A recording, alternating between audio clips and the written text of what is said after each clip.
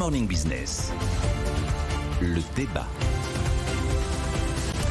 Le débat entre Nicolas Dose et Jean-Marc Daniel. Le Pass-Rail, il sort aujourd'hui pour les jeunes. 49 €, vous allez partout. Alors pas les TGV, ça sera juste pour les petites lignes. Et pas le Transilien non plus. On sait qu'en Allemagne ça n'a pas marché, oui. Mais nous on le fait quand même. Ah oui, c'est vraiment... On est champion quand même des mesures titaniques, quoi. Alors là, on s'apprête à prendre une décision qui va coûter de l'argent public. C'est pas tellement le moment de dépenser de l'argent pour un truc dont on sait exactement ce qui va se passer. On a plus d'un an de recul chez les Allemands qui ont fait exactement la même chose, exactement au même prix. Première observation en Allemagne, bon, l'idée c'était moins de monde sur les routes, plus de monde dans les trains, youpli youpla, vive le transport collectif, bien sûr. Alors première observation, il y a eu 11 millions d'abonnés, il n'y en a que 8% qui n'utilisaient pas les transports publics au préalable. C'est exactement le contraire de l'objectif. Donc c'est des gens qui se payaient des billets. Donc c'est juste un effet d'aubaine maximum en Allemagne. Au début, on voulait doubler la fréquentation des transports publics, ça n'a pas été le cas. Super méga effet d'aubaine avec ce pass à 49 € en Allemagne aussi, c'est le même prix. Deuxième observation, plus d'un an de recul quand même, zéro impact sur les émissions de CO2 dans les transports, zéro impact sur l'engorgement et le trafic routier. Troisième remarque, 3 milliards d'euros de coûts pour l'État et les lenders sur un an. Ils avaient calculé que pour essayer de tendre vers une forme d'équilibre, il fallait arriver à 16 millions d'abonnés. On s'est arrêté à 11 millions d'abonnés. Donc en plus, sur le plan financier, échec total. Alors après, il y a une raison qui sont le plus propre à l'Allemagne et qui nous concerne un petit peu moins, c'est qu'on a quand même une jolie offre de train en France, ce qui n'est pas le cas de l'Allemagne. Donc, moi, ce qui me frappe, c'est que, c'est encore une fois, on est capable de prendre une décision au moment où on prend cette décision en sachant que cette décision, il ne faudrait pas la prendre. Et c'est quand même un truc qui est assez récurrent dans notre histoire politique. En 1980, quand François Mitterrand met la retraite à 60 ans, il sait qu'il ne faut pas le faire. Mais il le fait. Puisque le même François Mitterrand, ministre par le passé, s'était opposé au recul de l'âge de départ à la retraite. De la même manière, quand on fait les 35 heures, les concepteurs des 35 heures, au moment où on vote les 35 heures, ça avait été prévu pour être en fait un argument de campagne politique. On va le faire quand même, on va aller jusqu'au bout de l'histoire, et on sait quand on le vote. Oui, mais ça plaît politiquement et électoralement. Oui, mais il y a des pays. Qu'économie, on dirait Jean-Marc. Il y a des pays où on est capable d'avoir des débats un peu enflammés sur des sujets, mais et notamment chez les Anglais, cher à Jean-Marc Daniel, quand on va devant le moment du vote, on évite de voter n'importe quoi. Et il y a une forme de raison universelle qui reprend le dessus. Donc on vote les 35 heures alors qu'on sait qu'il ne faut pas le faire. Brexit, je comprends pas votre... Non, c'est les Anglais qui ont voté au référendum. Hein. C'est pas le Parlement britannique.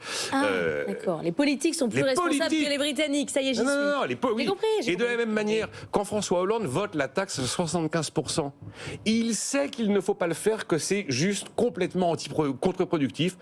Et pourtant, il va la voter. Il avait raconté pendant la campagne qu'il ne fallait pas le faire, mais il va le faire. Et ben là, alors là, le Pass-Rail, c'est anecdotique. Oui, c'est une cacahuète. Oui, c'est une cacahuète. Mais c'est un exemple de plus de ce que j'appelle des mesures titaniques. Et puis en même temps, vous lisez les colonnes de l'opinion aujourd'hui, et Emmanuel Ducrot vous explique que pour faire des économies, on va probablement mettre fin au système d'aide pour mettre des panneaux photovoltaïques sur les grandes toitures.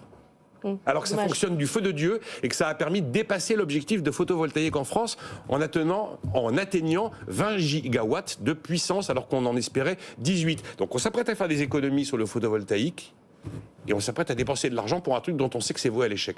Donc ça, c'est merveilleux. Le Pass-Rail, votre avis? Alors, par rapport à ce que vient de dire Nicolas, d'abord, je souscris à une chose, c'est la sagesse du Parlement britannique. Je pense que depuis la fin de la guerre de 7 ans, ils n'ont commis aucune erreur. Aussi bien le Parlement britannique que... J'espère qu'on est diffusé en Grande-Bretagne et qu'ils vous écoutent, ça va leur faire du bien. Oui. Surtout en ce moment. Surtout en ce moment, oui. Ils ont des doutes et tout ça. Donc, voilà, ça leur fait du bien. Après, sur le fond du passage, je serais moins sévère. D'abord parce que le gouvernement sait exactement l'enjeu. C'est-à-dire, Nicolas l'a rappelé, en Allemagne, ça concernait finalement 8% de nouvelles personnes. Et donc là, pareil, le gouvernement considère qu'il y a 700 000 personnes qui vont se rajouter aux gens qui utilisent déjà le train, c'est-à-dire 10% de cette classe d'âge, c'est-à-dire qui va pouvoir se retourner vers le train. Le deuxième élément, c'est que effectivement, là, en revanche, le train est déjà assez bon marché en France par rapport justement à l'Allemagne et à nos partenaires européens.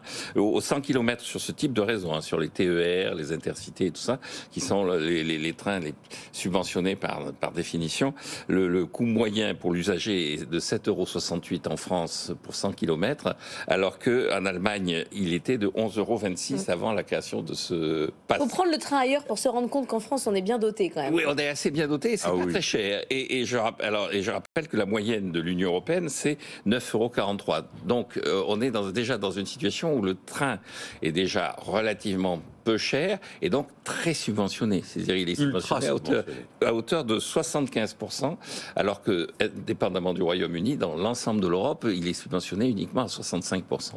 Et donc, la question qui va se poser, c'est effectivement qui va payer ? C'est-à-dire, est-ce que, puisque c'est pas l'usager, est-ce que c'est le contribuable d'aujourd'hui? A priori, non. Ah oui. A priori, bon, comme c'est du déficit, en fait, c'est le contribuable de demain qui va payer, parce que ça va faire du déficit. Et on peut se poser la question de savoir, est-ce qu'on ne pourrait pas demander aussi à la SNCF de faire un peu des efforts d'économie? C'est-à-dire, est-ce que c'est tout à fait sain d'augmenter les salaires à la SNCF, de diminuer les recettes de la SNCF, et de dire, mais tout va bien, le contribuable est là. Il y a un moment où le contribuable ne pourra pas être tout le temps là. Je pose la question, je n'ai pas la réponse. Mais voilà, est-ce que le contribuable pourrait être tout le temps là? Je pose la question. Mais c'est vrai, il faut rappeler que quand on paye un billet 2 € en Ile-de-France, le vrai prix c'est 8. Merci beaucoup à tous les deux. On va